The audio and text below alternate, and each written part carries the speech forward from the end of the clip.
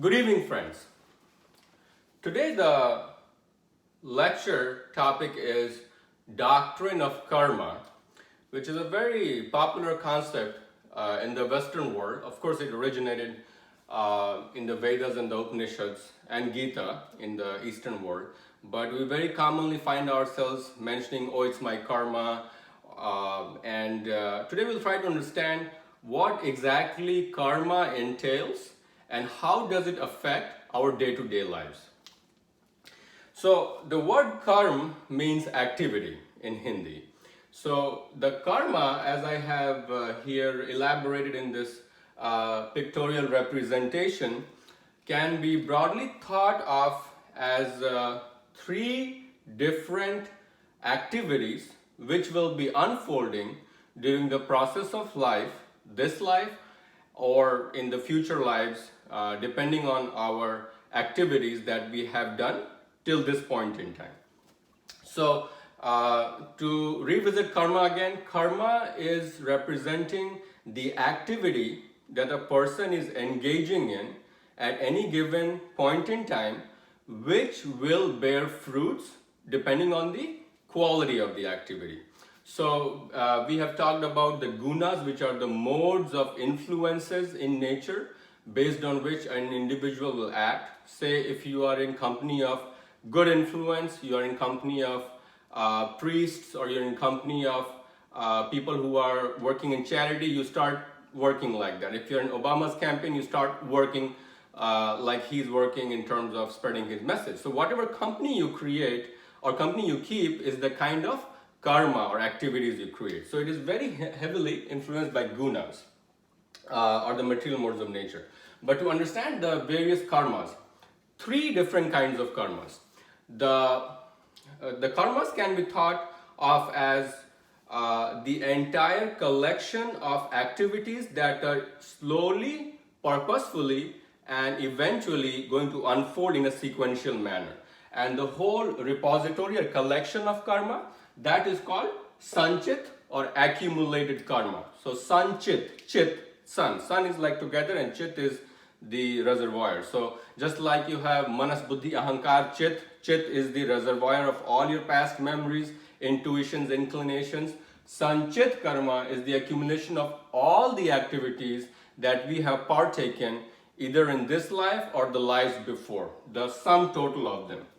And as you can see, I have compared it to a quiver having a lot of arrows inside. So these arrows represent all the karmas that are stored here in this quiver, and Sanchit karma will slowly, eventually eventuate. It will kind of act itself out. So the ones that are kind of coming out of the quiver are the ones that are going to be acting out prior to the ones that are inside. So that depends on your intensity of activity, the mode in which you conducted the activity, and the time when you conducted the activity. That will determine which karma is going to unfold first. But eventually all of them have to be burned out before you can get into a higher state of moksha, nirvana, liberation, siddhi, samadhi, whatever you want to call it. So that is Sanchit. Now the portion of the Sanchit karma that is unfolding in situ at the moment as we are talking, that is Prarabdh or instantaneous karma. So Prarabdh represents an arrow that is on the bow and it has already left the bow. So it was stretched, it left, now it's on its way to the target. And here is the person who is going to be feeling the effect. It could be a good effect, it could be a bad effect. Depending upon how the target person acted out the karma, it's kind of coming back to it. So it maintains the equanimity or balance in the nature and the universe in terms of maintaining a neutrality. You do good, you are returned good. You do bad, you are returned bad. So that kind of simplistic approach is Prarabdh. But this is, since it has already left the bow, this one cannot be altered. You can alter your Sanchit, you can alter your Agami, which I'll talk about. You cannot change the present Prarabdh karma, which has already left and is going to cause effect. So even the realized yogis have not been able to stop it, because you have to. Nada Bindu Upanishad will tell us that once Prarabdha has unfolded like this, it's gonna hit the target no matter what. You can move the target, but it's gonna hit the target.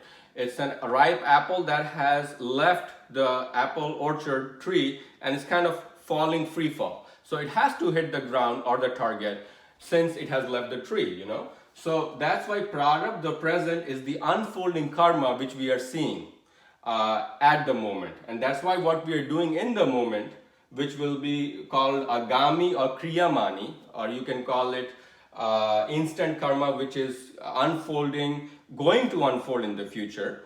That one is Agami, or coming up next. So the next, this arrow has left, there's the next arrow being loaded on the bow. So that one is Kriyamani or Agami karma, coming up next karma. So Sanchit is all the accumulation.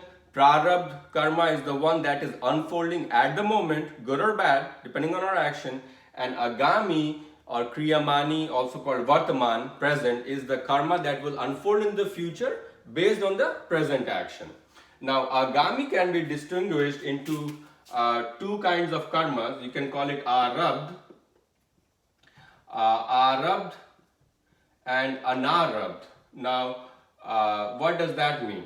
Arabdh means it has started to, it's kind of already leaving. It hasn't left quite, but the string has been pulled back and it's almost leaving. So it is called sprouted karma. That is, you are going to feel its effect very soon. Say two people commit a burglary, one gets caught, the other one is, the accomplice runs away, is kind of free. So the guy who's facing the criminal charges is under Arabdh karma because he has to face it, unfortunately. The Anarabdh is the seeded karma. This guy does not get a free pass. And you might feel that, oh, he got a free pass. No, this will come back and become Prarabdh in his future life, hopefully. And then he will say, why me, that big, you know, solilaki. But the problem is that all the karmas will unfold as long as you are carrying out karma itself. So now this brings me to the next topic. What are the different kinds of karmas or activities a person can engage themselves in? So karma itself, if you think about karma, there is three different ways that we can do an activity, or we do daily activities. So these can be distinguished as, I will call it simple karma or karma, and then there is something called Vikarma, and there is something called Akarma. Now, karma is your natural activity that you do in response to a stimulus, and in response to perturbation, in response to a feel-good feeling. So that was done with a desire. Intent matters most. That is one thing we learned from this lesson. Activities matter, but intent matters more. So the desire with which you did this karma was an expectation. The expectation could be, oh, I will be, say someone studied for an exam. Nothing wrong with that. They wanted to get good grades. So that is an example of karma with a purpose, and it's doing the work of the cosmos, which is do purposeful activities. Everybody needs to have a purpose. But the problem with this is, whatever activity you're doing with an expectation, you're kind of loading your repository quiver with more and more arrows of expectation and fruitive activities. So that expectation, you have to come back in the future, in this life or later, for that to become prarabdha or manifest karma. So that is the problem with expectation. But this is a good activity that one should do to help himself and help the society. So karma is not bad at all. It's good activity. You can do better. It's just like the rajas mode. You can do always better, become sattvic. So what is Vikarma? Now Vikarma is the one that we call papa or sinful activities. So you do something for your selfish gains, disregarding the goodness of your friends, family, society, community. So that is most commonly, again, there is an expectation. The expectation is, of course, perpetuation of the self at the cost of others, causing your devolution of the soul. So that is again sinful activities, and again there is an expectation. Now, this will be most commonly related to the tamas, or the inertia, insensitivity role that we see. Karma again is more like rajas, because you are doing activity with ambition, and it does have a positive vibe. Now, akarma is, some people say akarma is no activity. No, akarma is an activity done with no selfish intent. The intent is goodness of the society. A soul is part of the society, and the society is not part of the soul. So you are doing a good activity to help the community, family, and there is no selfishness inside, and there's no expectation, and that's what's liberating about akarma. Because you do a good activity, say you fed 100 people, but you did not take a selfie and post it on Facebook saying that, oh, I have done a great job, give me likes or share my pictures. So you're not trying to get self-validation or attention, and you're not trying to grow material gains. So akarma is activity performed, good activities performed without any self-interest of attention, validation, anything that is going to be helping you with material gains. So there is no angle in someone. So why did you do good? Because that was the right thing to do, or that was his dharma, as it will be called. You know, the four purusharthas, like dharma, arth, kam, moksha. So dharma, or the religious duty or the righteousness, that is propelling akarma. So those are the three modes of karma.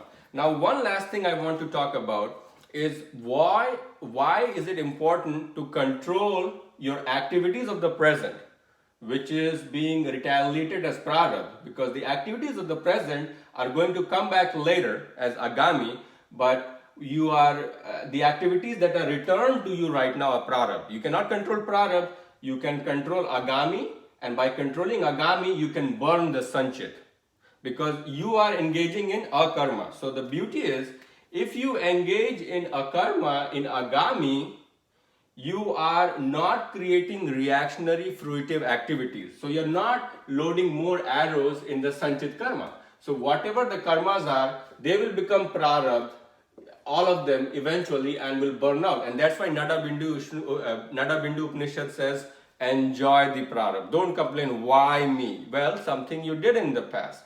And unfortunately, that's the best explanation we have for good people getting into bad accidents, or someone getting married and their husband dies the next day, kids are born with Down syndrome, and parents are sad. So that's the best explanation that the ancient Vedic text has in terms of why sometimes bad things will happen to good people, but they should continue working in the path of akarma to burn all the bad karmas, and the good will come with it as well. So you have to enjoy it, whether you like it or not. So that is the basis of acting all the time in akarma, or selfless service without any personal motives for material gains.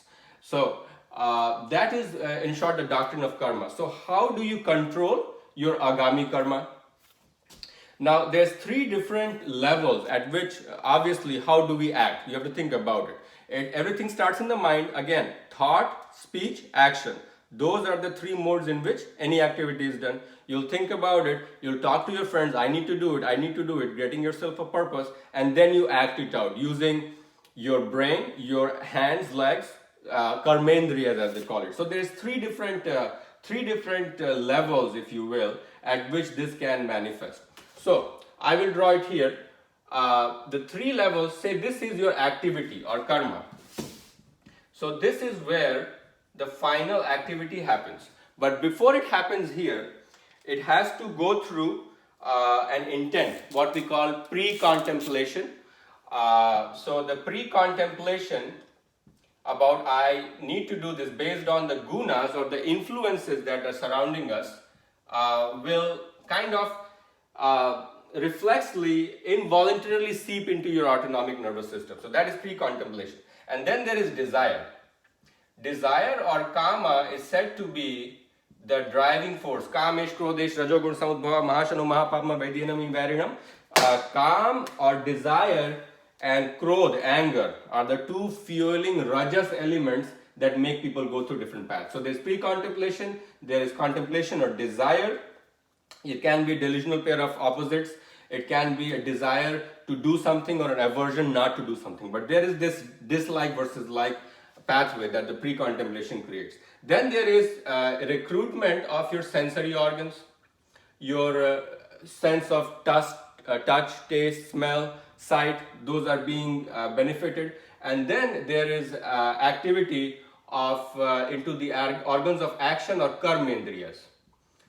And the karmendriyas are the ones that are manifesting the karma. So there is 5 stages: pre-contemplation, contemplation or desire, recruitment of the senses, recruitment of the karmendriyas or the organs of activity, resulting in the activity or karma.